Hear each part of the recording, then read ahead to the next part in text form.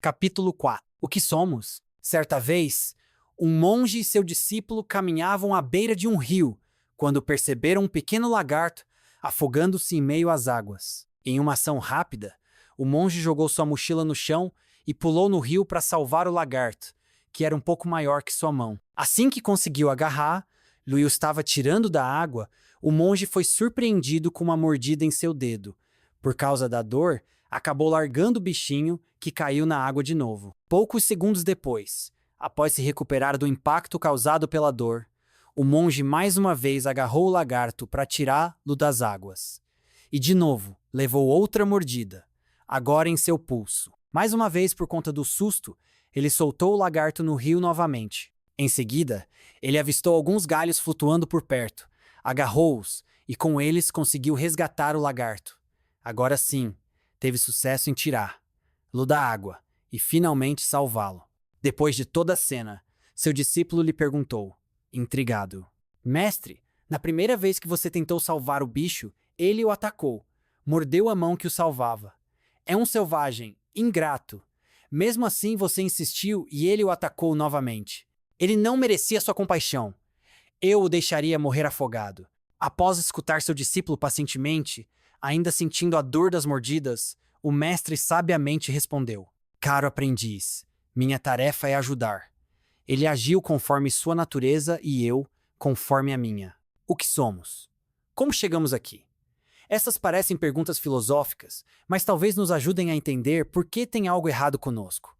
Ou será que tudo aquilo que vemos como uma falha seja apenas uma ilusão? Uma projeção distorcida sobre o que pensamos sobre nós mesmos e o que de fato somos? Já reparou que, independentemente dos problemas que estamos vivendo, da nossa felicidade ou infelicidade atual, embora não saibamos o melhor meio de salvar nossa vida, já estamos resolvendo questões infinitamente mais complexas? Eu explico. Você se lembra das aulas de biologia na escola? Eu nunca fui bom em biologia, mas pelo que sei, passamos 5 anos ou mais estudando os processos de nosso corpo, desenvolvimento do sistema esquelético muscular, funcionamento das células, funções de cada órgão e como eles trabalham, sistema linfático e imunológico, hormônios, o sangue que distribui nutrientes e oxigênio para tudo isso e por aí vai. Muito complexo para mim. E mesmo depois de anos estudando, aprendendo de forma superficial e isolada cada um desses pontos, nós leigos ainda não entendemos nada, a menos que você seja um médico ou biólogo, e olhe lá. Mas já parou para refletir que toda essa complexidade acontece em nosso corpo 24 horas por dia, 7 dias por semana, de forma harmoniosa e tranquila, não importa se acordamos de mau humor ou se ficamos revoltados com a vida. Nossa máquina não para nunca. Mas por que ela funciona tão bem? Graças à capacidade de aprendizado dos seres, o que proporciona a evolução das espécies. Na verdade, somos a máquina de sobrevivência mais desenvolvida do mundo. E aqui, peço licença para seguir com base na teoria de Darwin, que acreditava na evolução biológica por meio da seleção natural, ou melhor, na capacidade de os organismos se adaptarem. São muitos anos de evolução até chegarmos aqui. Quer ter uma ideia? Vamos fazer uma viagem com a máquina do tempo mais rápida do universo. Ela consegue percorrer toda a vida na Terra, desde sua origem até o surgimento do homem inteligente. Pesquisadores estimam que nossa espécie, Homo sapiens sapiens, surgiu entre 40 e 90 mil anos atrás, em apenas um ano. Se a máquina partir no primeiro minuto do dia 1 de janeiro, em que dia você acha que surgimos no planeta? Vamos ver. 1 de janeiro. Início da vida 3,6 milhões de anos atrás. 2 de março. Organismos unicelulares surgem 3 milhões de anos atrás. 2 de junho. Primeiras criaturas multicelulares. 2,1 milhões de anos atrás. 7 de novembro. Primeira vida complexa aparece nos oceanos. 540 milhões de anos atrás. 16 de novembro. Primeiras criaturas em terra seca. 450 milhões de anos atrás. 7 de dezembro. Início da era dos dinossauros 240 milhões de anos atrás. 25 de dezembro. Extinção dos dinossauros. 60 milhões de anos atrás. 31 de dezembro. Às 9h24, a primeira criatura parecida com um macaco aparece 6 milhões de anos atrás. 31 de dezembro.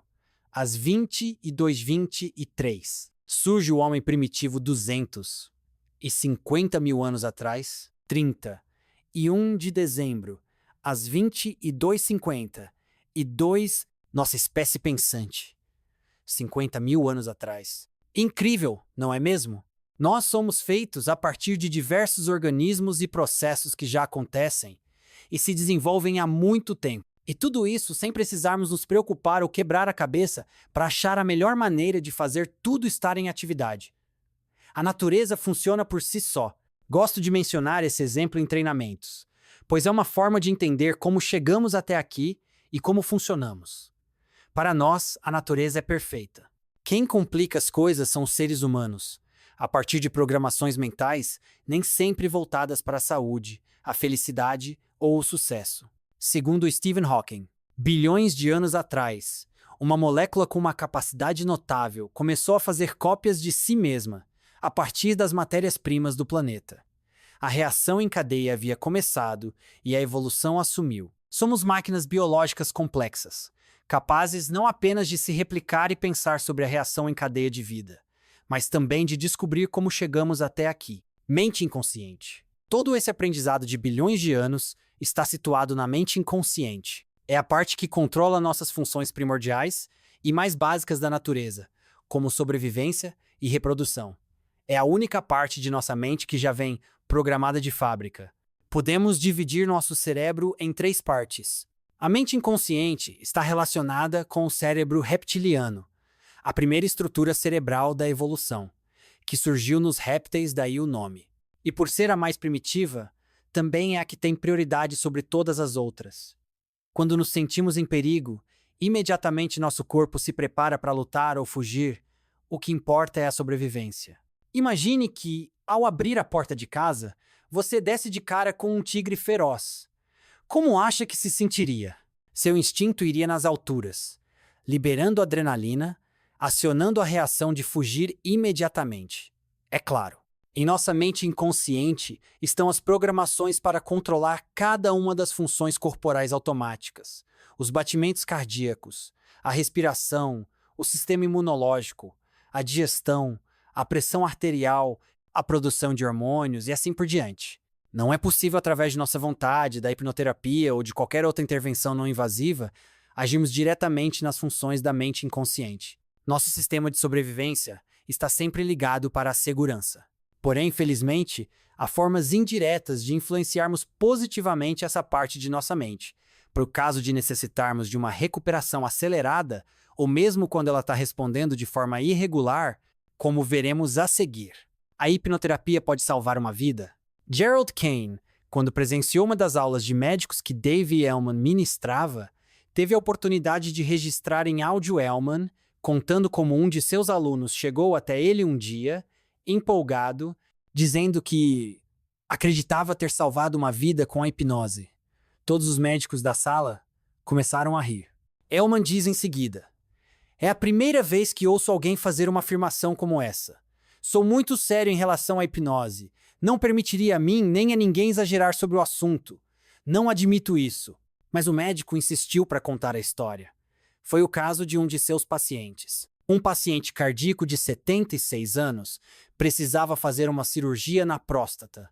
Porém, a anestesia seria um processo arriscado. Então, o médico foi fazer uma visita ao paciente na noite anterior ao procedimento para saber como ele estava e prepará-lo para a cirurgia e sua recuperação. Contudo, enquanto o médico o motivava, dizendo que ficaria tudo bem, o paciente falou: "Sabe, doutor, já tenho 76 anos. Já vivi por muito tempo.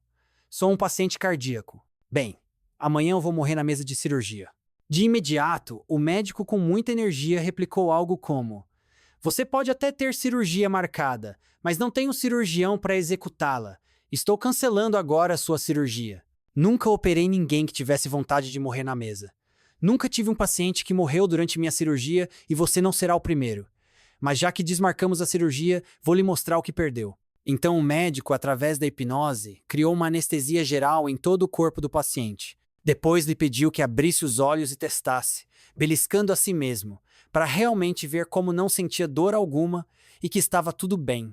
Nesse momento, O paciente, já com semblante muito aliviado e feliz, falou que estava pronto para a cirurgia do dia seguinte e que tinha certeza de que ficaria muito bem. E assim aconteceu. O médico relata que após a cirurgia, o paciente teve uma melhora extraordinária e por isso acredita que salvou a vida dele, por ter tirado de sua mente a expectativa de que morreria na mesa de operação. Na turma de Elman, alguns não concordaram que isso tenha feito diferença, e outros concordaram que isso realmente salvou a vida do homem. Porém, o que era consenso, já em 1960, entre os médicos que estudavam a hipnoterapia com Elman, é que o estado emocional e a vontade de morrer influenciavam na recuperação dos pacientes.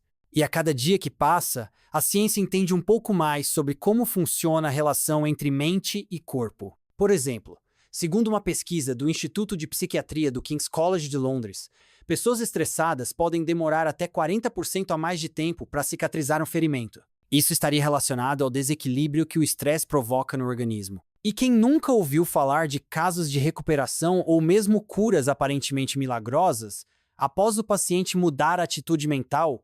Com uma rápida busca na internet, é possível encontrar diversos casos no mínimo intrigantes. Dr. Carlos Ribeiro, médico neurocirurgião e instrutor de hipnoterapia na OMI Brasil, costuma dizer que somente 3% de seus pacientes necessitam de alguma intervenção cirúrgica para melhorar.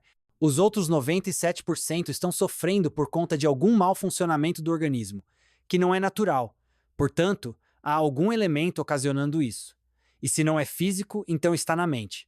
Depois de 20 anos de estudos da medicina tradicional e do funcionamento do cérebro, foi após conhecer a hipnoterapia que o doutor disse ter conseguido entender melhor a conexão entre a mente inconsciente e o restante das influências. Você já entendeu que nossa mente, nosso corpo, tem todas as programações necessárias provenientes de milhares de anos de evolução para sobreviver e se reproduzir. E essas informações incluem a de como se autocurar. E como citamos anteriormente, fatores externos como o estresse podem impedir o funcionamento total do processo natural de regeneração. Em minha experiência, essa lógica se encaixa em muitas doenças. Por que alguém que nasceu saudável desenvolve uma doença crônica ou autoimune? Nesse contexto, não faz sentido que nossos anticorpos destruam nossas células.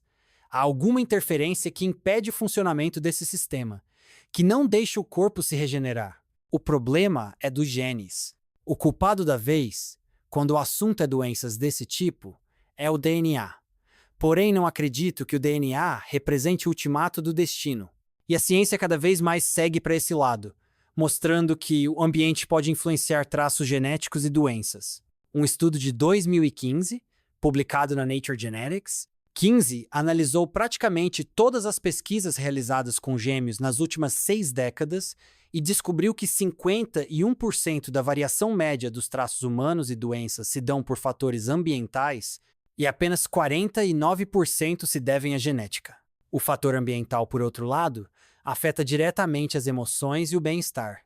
Por isso, a hipnoterapia, que atua diretamente no âmago emocional, tem um potencial incrível para ajudar qualquer pessoa em qualquer situação. Não só acredito nisso, como é o que vejo no dia a dia. Se quiser ficar mais impressionado, leia o caso a seguir. Adeus, diabetes. Tudo começou aos 7 anos. Samuel e seus 3 irmãos estavam em casa. Os pais haviam saído. Todos brincavam de fazer testes de ciências com produtos de higiene no banheiro. Até que Samuel desistiu e saiu do cômodo, com medo de ser punido quando o pai voltasse. Foi quando os irmãos lhe fizeram um pedido, que ficasse vigilante na escada, para avisá-los se os pais voltassem. Ao se aproximar do posto, ele dá de cara com o pai.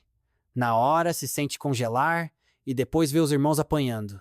Toma para si a responsabilidade e se sente culpado, pensando que aquelas crianças foram agredidas por uma falha sua. Na próxima cena, Samuel tem 10 anos e vê uma movimentação estranha na despensa.